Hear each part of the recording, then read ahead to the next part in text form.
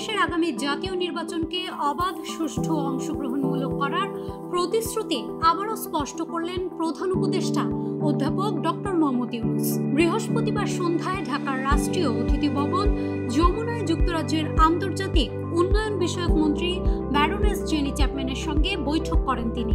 এ সময় প্রধান উপদেষ্টা জানান, বর্তমান পরিস্থিতিতে আওয়ামী লীগ এই নির্বাচনে অংশ নিতে পারবে না।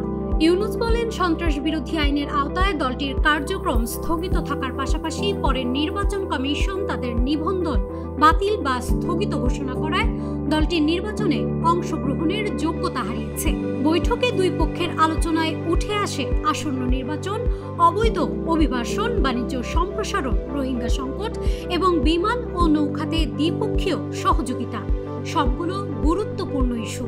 প্রধান উপদেষ্টা জানান, আগামী ফেব্রুয়ারির প্রথমার্ধেই যথাসময়ে নির্বাচন অনুষ্ঠিত হবে, আর সেই নির্বাচন হবে সম্পূর্ণ অন্তর্ভুক্তিমূলক ও অংশগ্রহণমূলক।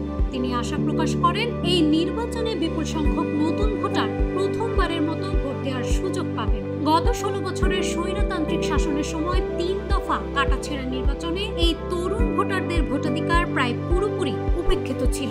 বৈঠকে ইউনূস আরো বলেন, জুলাই আগস্টের গণ অভ্যুত্থান লাখো মানুষের আকাঙ্ক্ষার প্রতিফলন ঘটিয়েছে। জুলাই সনদ দেশের রাজনীতিতে একটি নতুন সূচনা তৈরি করেছে, যা বাংলাদেশকে এক নতুন পথে এগিয়ে নিচ্ছে।